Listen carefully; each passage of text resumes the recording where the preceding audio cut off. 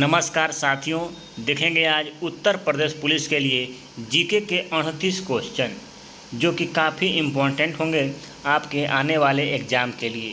बच्चों का डिमांड आ रहा था कि जितना पेपर में क्वेश्चन आता है उतना लेकर सर आइए, तो इसीलिए हम 38 क्वेश्चन इस बार लेकर आए हैं। और अपने आप को आजमाने के लिए कापी और एक पेन लेकर बैठ जाइए और कितना क्वेश्चन करते हैं इसके बारे में देखिए और लगाइए। देखिए, मेहनत करना पड़ेगा तभी कुछ होगा। जब तक मेहनत नहीं करेंगे तब तक सफलता हासिल नहीं होने वाली है। तो आइए चलते हैं मेहनत की ओर। हम भी करते हैं कुछ आप करिए और आपका रिजल्ट निश्चित तौर पर हो जाएगा। क्वेश्चन नंबर 1 देखेंगे, कहता है कि किस परियोजना में उत्तर प्रदेश, बिहार, नेपाल शामिल हैं। क्वेश्चन पढ़ लिए, आपसे ध्यान से क्वेश्चन को पहले पढ़ना है, उसके बाद देखिए। कहता है ऑप्शन कोसी नदी परियोजना, गंडक परियोजना, नहर परियोजना, शुद्ध जल परियोजना। तो राइट आंसर इसका क्या होगा, जल्दी से बताइएगा। क्या है, गंडक परियोजना। ऑप्शन नंबर बी सही होगा। देखिए, गंडक परियोजना गंडक नदी के संबंधित है, तो कह सकते हैं कि उत्तर प्रदेश, बिहार, नेपाल, इन तीनों को फ़ायदा होता है गंडक नदी से। तो गंडक नदी जो है धौलागिरी पर्वत से निकलती है और गंगा जो है में सोनपुर में जाकर मिल जाती है। क्वेश्चन नंबर 2 कहता है कि उत्तर प्रदेश की कौन जनजाति दिवाली को शोक के रूप में मनाती है। आपका राइट आंसर क्या होगा बताइएगा। ऑप्शन ए है बैगा जनजाति, दूसरा ऑप्शन है थारू जनजाति, सी ऑप्शन है गौंड जनजाति और डी है सहरिया जनजाति। तो राइट आंसर क्या होगा, थारू जनजाति। ऑप्शन नंबर बी सही होगा, थारू जनजाति। थारू जनजाति कहाँ पाई जाती है, उत्तर प्रदेश के तराई क्षेत्रों में। तराई क्षेत्र कहाँ पर है, नेपाल के आसपास जो क्षेत्र हैं उत्तर प्रदेश के, वहीं तराई क्षेत्रों में पाई जाती है। सबसे अधिक जो है थारू जनजाति आपके गोरखपुर में देखने को मिलती है। क्वेश्चन नंबर 3 फिजिक्स से है। कहता है प्लांक नियतांक की यूनिट इकाई क्या है। ऑप्शन ए है जूल सेकेंड, ऑप्शन बी है joule second square, option C है जूल प्रति सेकेंड, ऑप्शन डी है जूल सेकेंड स्क्वायर। तो राइट आंसर क्या होगा बताइएगा। ऑप्शन नंबर ए सही है, जूल सेकेंड। कैसे होता है, प्रोटॉन की एनर्जी E= जो होता है क्या होता है, h/ν। तो h जो है यही है प्लांक नियतांक। h का मान निकालने के लिए क्या करेंगे, E/ν। न्यू जो होती है आवृत्ति होती है, क्या होती है, आवृत्ति। और जबकि ये क्या है, ये जो है हमारी ऊर्जा है, तो कह सकते हैं ऊर्जा। ई का होता है ऊर्जा, ऊर्जा का मात्रक क्या होता है, जूल। आवृत्ति का मात्रक होता है सेकेंड इनवर्स। जब ये ऊपर से रहता है तो क्या हो जाएगा, जूल सेकेंड हो जाएगा। आपका राइट आंसर क्या हो जाएगा, जूल सेकेंड। क्वेश्चन नंबर 4 कहता है हाई प्रतियां किससे प्राप्त की जाती हैं। क्वेश्चन जो है थोड़ा ध्यान से पढ़िएगा, क्योंकि ये क्वेश्चन ऐसे क्वेश्चन पूछा जाता है आपके एग्जाम में। कहता है हाई प्रतियां किससे प्राप्त की जाती हैं, स्कैनर से, स्पीकर से, प्रिंटर से, रिकॉर्डर से। हाई प्रतियां, ऑप्शन नंबर सी सही है, प्रिंटर से। प्रिंटर से निकालते हैं ना प्रति। क्वेश्चन नंबर 5 कहता है नमक का रासायनिक नाम क्या है। ऑप्शन ए है सोडियम क्लोराइड, ऑप्शन बी है सोडियम बाइकार्बोनेट, ऑप्शन सी है सोडियम, ऑप्शन डी है सोडियम हाइड्रोक्साइड। तो राइट आंसर इसका क्या होगा, जल्दी से बताइएगा। ऑप्शन नंबर ए सही है, सोडियम क्लोराइड, NaCl। NaCl जो होता है सोडियम क्लोराइड, यही होता है नमक का रासायनिक नाम। क्वेश्चन नंबर 6 कहता है प्रत्येक वर्ष 12 जनवरी को राष्ट्रीय युवा दिवस मनाया जाता है। निम्नलिखित में से का जन्म दिवस है, किसका जन्म दिवस है। राजीव गांधी का, कल्पना चावला का, स्वामी विवेकानंद का, शहीद भगत सिंह का। तो राष्ट्रीय युवा दिवस मनाया जाता है किसके उपलक्ष्य में मनाया जाता है। तो राइट आंसर क्या हो जाएगा आपका, ऑप्शन नंबर सी स्वामी विवेकानंद का। क्वेश्चन नंबर 7 कहता है कि ज्वालामुखी सक्रिय द्वार प्रकार की झील बनाती, मतलब किस प्रकार की झील बनाती हैं। ऑप्शन ए है लैंगून झील, ऑप्शन बी है लवण जल झील, सी ऑप्शन है ज्वालामुखी झील, ऑप्शन डी है कस्टर झील। राइट आंसर इसमें क्या होगा? तो ज्वालामुखी सक्रिय द्वार पर कौन सी झील बनाती हैं? ऑप्शन नंबर सी सही होगा, ज्वालामुखी झील। ठीक है, आपका राइट आंसर क्या हो जाएगा? ऑप्शन नंबर सी। क्वेश्चन को लगाइए और देखते जाइए, एक पेज पर लिख लीजिए और अपना चेक करिएगा, अंतिम में गिनिएगा कितना क्वेश्चन हमने सही किया है 38 में से। उसी के हिसाब से अपना तैयारी बढ़ा सकते हैं या जैसे कर सकते हैं। नंबर 8 कहता है महादेवी वर्मा का जन्म उत्तर प्रदेश के किस जिले में हुआ था? ऑप्शन ए है लखनऊ, बी ऑप्शन है रायबरेली, सी ऑप्शन है फतेहपुर, डी ऑप्शन है फर्रुखाबाद। तो महादेवी वर्मा का जन्म उत्तर प्रदेश में कहाँ पर हुआ था? राइट आंसर क्या हो जाएगा? फर्रुखाबाद। ऑप्शन नंबर डी सही है।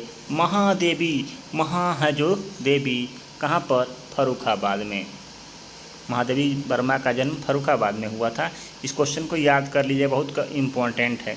देखिए सभी क्वेश्चन जितने हम लेकर आए हैं, आपके एग्ज़ाम को देखते हुए किस तरह से क्वेश्चन पूछा जाता है, किस टॉपिक से क्वेश्चन पूछा जाता है, उसी के हिसाब से मैंने क्वेश्चन को बनाया है। बनाने में हमको 3 घंटा केवल इसको टाइपिंग करने में लगा है। आप सोच लीजिए कैसे कैसे क्वेश्चन को मैं छाटा हूँ, कहाँ कहाँ से मैं बनाया हूँ इसको।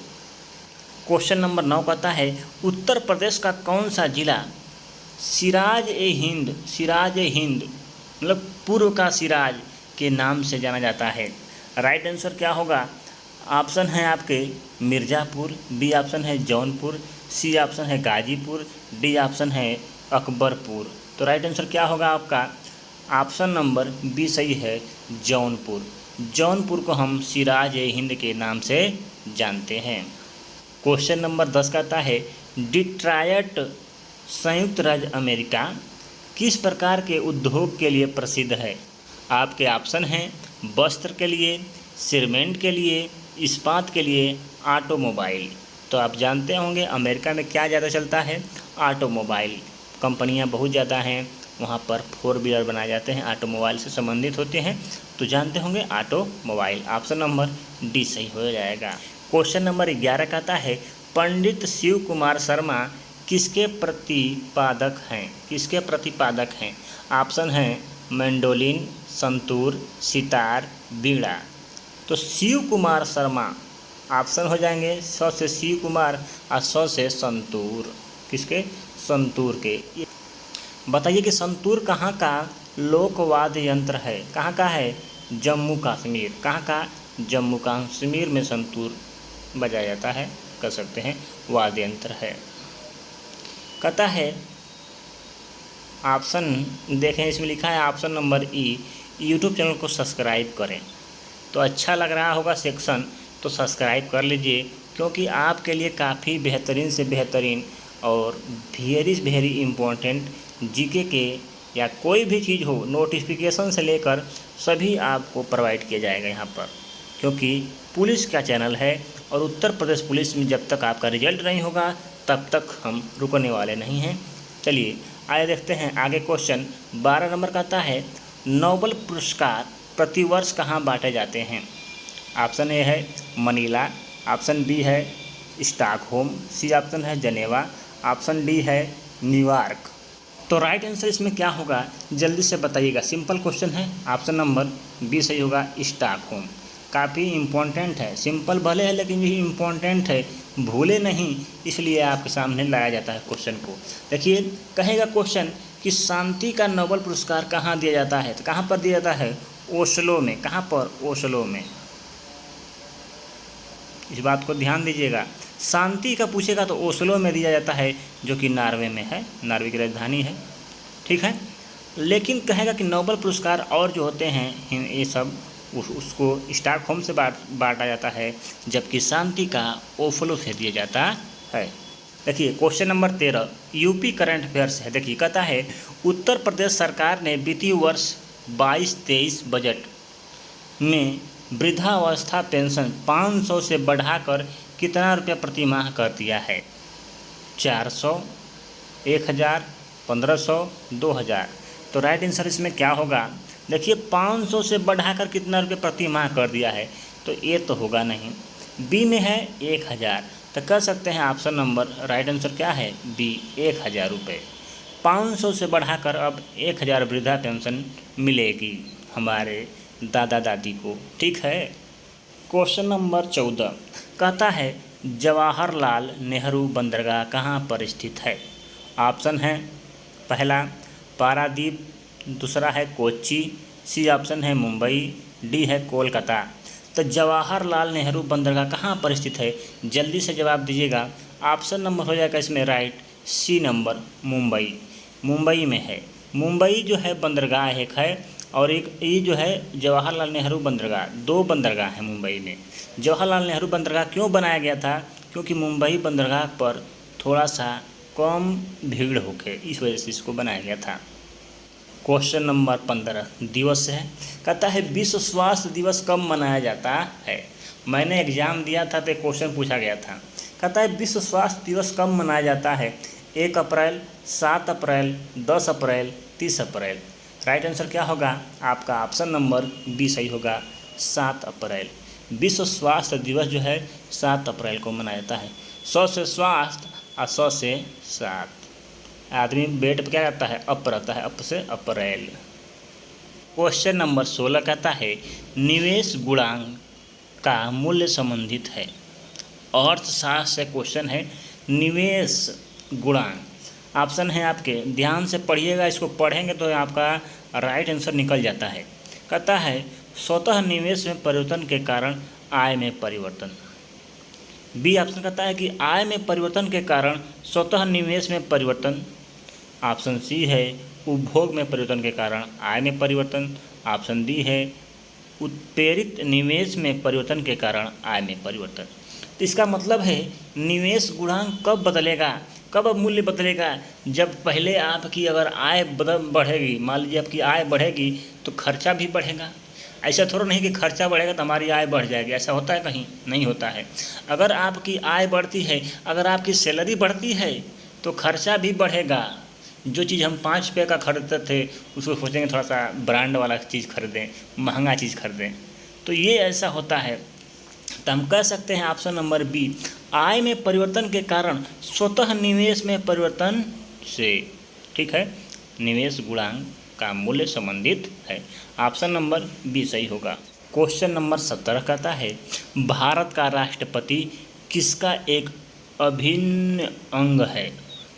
आपके ऑप्शन है संसद, लोकसभा, राज्यसभा, मंत्रिपरिषद। तो राष्ट्रपति किसका अभिन्न अंग है, आपके संसद का। संसद में 3 चीज़ होती हैं, पहला लोकसभा, राज्यसभा और आपका राष्ट्रपति। ये 3 लोग अंग माने जाते हैं संसद के। ठीक है। क्वेश्चन नंबर 18 कहता है संविधान में उद्देशिका प्रस्तावना का संशोधन कितनी बार किया गया है। आपके ऑप्शन है 3 बार, 2 बार, 1 बार। संशोधन नहीं किया गया है। राइट आंसर क्या होगा, ऑप्शन नंबर सी सही है, 1 बार। एक बार संशोधन किया गया है। कौन सा, 42वां संविधान संशोधन, उसी के द्वारा किया गया था। प्रभुत्व संपन्न लोकतांत्रिक गणराज्य को हटाकर वहाँ पर धर्मनिरपेक्ष समाजवाद को जोड़ा गया था, ऐसा ही कुछ था। ठीक है। तो 42वां संविधान संशोधन के द्वारा प्रस्तावना में अब तक 1 बार संशोधन किया जा चुका है। क्वेश्चन नंबर 19 कहता है उपन्यास आनंद मठ में विक्रम चंद्र चटर्जी द्वारा बंगाल के किस विद्रोह का विशेष उल्लेख किया गया है। ऑप्शन है ए है चेर विद्रोह, ऑप्शन बी है सन्यासी विद्रोह, ऑप्शन सी है कोल विद्रोह, ऑप्शन डी है संथाल विद्रोह। राइट आंसर क्या होगा, ऑप्शन नंबर बी सन्यासी विद्रोह। राइट आंसर क्या होगा, ऑप्शन नंबर बी सन्यासी विद्रोह। देखिए क्वेश्चन नंबर 20 कहता है दिल्ली सुल्तान का शासन कब प्रारंभ हुआ। 1106 ईस्वी, 1206 ईस्वी, 1306 ईस्वी, 1406 ईस्वी। राइट आंसर क्या होगा, ऑप्शन नंबर इसमें सही होगा आपका बी नंबर 1206 ईस्वी में। ठीक है। कुतुबुद्दीन ऐबक ने 1206 ईस्वी में स्थापना किया था। ठीक है। कुतुबुद्दीन ऐबक ने 1206 ईस्वी में दिल्ली शासन की शुरुआत की थी, जो कि गुलाम वंश के नाम से स्टार्ट हुआ था 1206 6 ईस्वी से। क्वेश्चन नंबर 21 कहता है संविधान सभा में राष्ट्रगान कब अपनाया गया था। तो राष्ट्रगान आप जानते ही होंगे कि आपके ऑप्शन हैं 25 जनवरी 1950, ऑप्शन बी है 26 जनवरी 1950, ऑप्शन सी है 24 जनवरी 1950, ऑप्शन डी है 29 जनवरी 1950। तो राइट आंसर क्या होगा आपका ऑप्शन नंबर सी सही होगा। 24 जनवरी 1950 को राष्ट्रीय गान अपनाया गया था। राष्ट्रीय गान रविन्द्रनाथ टैगोर द्वारा लिखा गया है। सबसे पहली बार कब इसको गाया गया था 1911 ईस्वी में। कहाँ पर?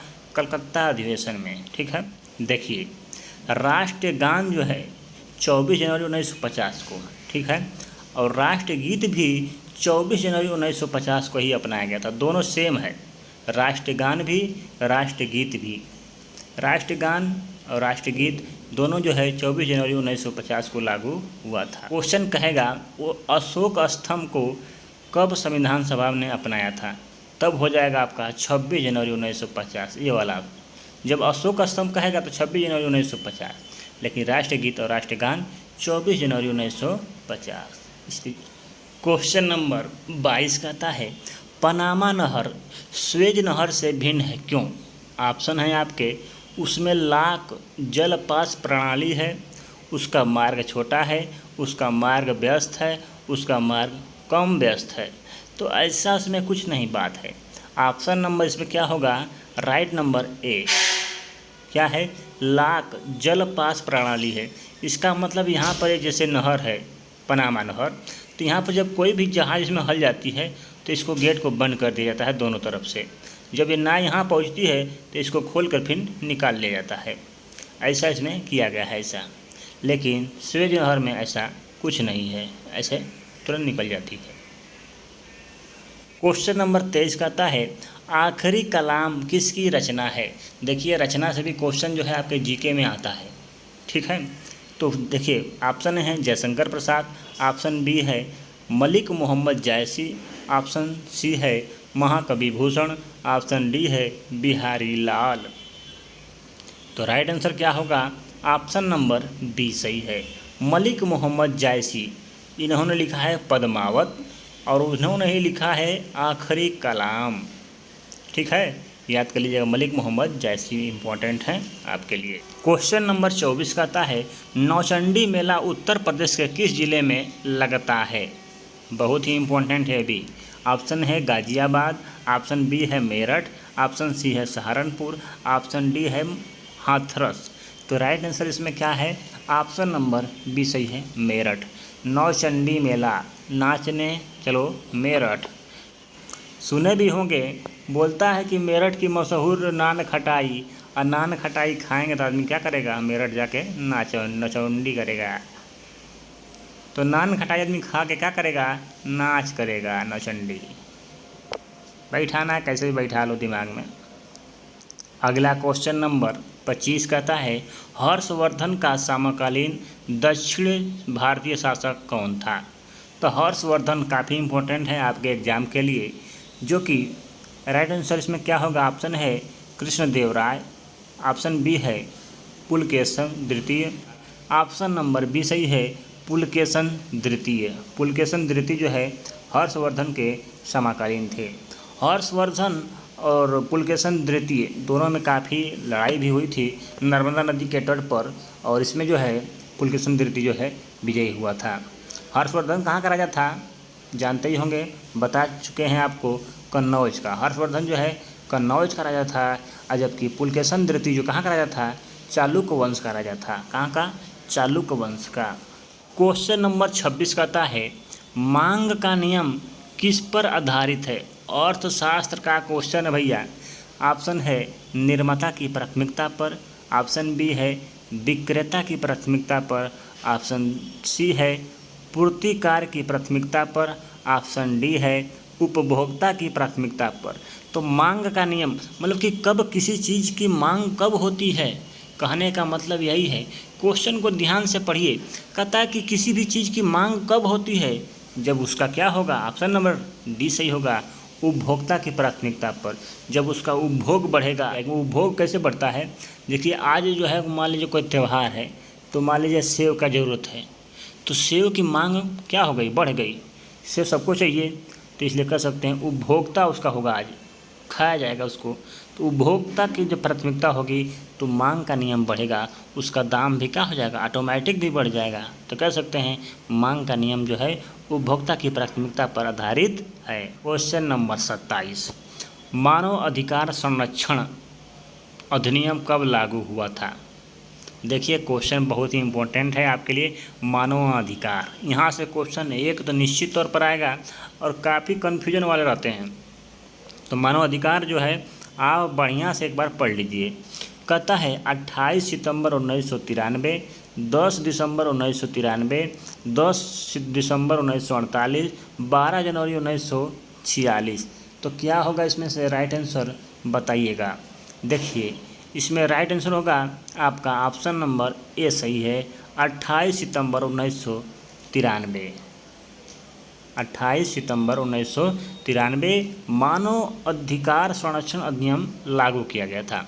तो नोट देखिए, नोट देखिए, संयुक्त राष्ट्र महासभा में मानवाधिकार सार्वभौमिक रूप से कब मान्य प्राप्त हुआ। तो कहेगा, तो ये ऐसा क्वेश्चन अगर आता है आपके पास तो 10 दिसंबर 1948 हो जाएगा। संयुक्त राष्ट्र संघ द्वारा 10 दिसंबर 1948 को जारी मानवाधिकार से संबंधित 30 बिंदुओं को घोषणा किया गया था, जिसे हम Magna carta bill of rights कहते हैं।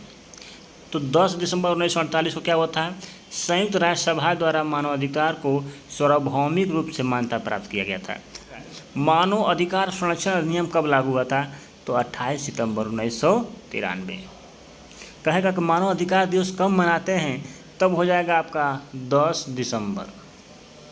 ठीक है। 28 कहता है ग्राम राज्य के माध्यम से। राम राज्य के बारे में किसने कहा है, राम राज्य आएगा महात्मा गांधी ने, विनोद भावे ने, जयप्रकाश नारायण ने, जवाहरलाल नेहरू ने। तो ग्राम राज्य के माध्यम से मतलब कि जब ग्राम में पंचायत बनेगा, ग्राम बनेगा, तो उसी से ही राम राज्य आएगा। ये वाक्य किसने कहा है, आपका राइट आंसर क्या होगा, ऑप्शन नंबर ए सही है, महात्मा गांधी। क्वेश्चन नंबर 29 कहता है भारत के नियंत्रण तथा महालेखा परीक्षक की नियुक्ति कौन करता है। ऑप्शन है प्रधानमंत्री, राष्ट्रपति, वित्त मंत्री, लोकसभा। तो राइट आंसर क्या होगा, ऑप्शन नंबर बी, राष्ट्रपति। राष्ट्रपति किसको नियुक्त करता है, किसको हटाता है, इससे क्वेश्चन खूब एग्जाम में देखने को मिलता है, तो पढ़ के जाना है आपको। क्वेश्चन नंबर 30 कहता है भारत में महान्यायवादी को कहाँ सुनवाई करने का अधिकार है। उच्चतम न्यायालय में, कोई भी उच्च न्यायालय में, कोई भी सेशन न्यायालय में, भारत के किसी भी विधि न्यायालय में। राइट आंसर क्या होगा इसमें बताइएगा। ऑप्शन नंबर डी सही है, किसी भी विधि न्यायालय में। जो है महान्यायवादी जो होता है भारत सरकार का क्या होता है, वकील होता है, प्रमुख वकील होता है महान्यायवादी।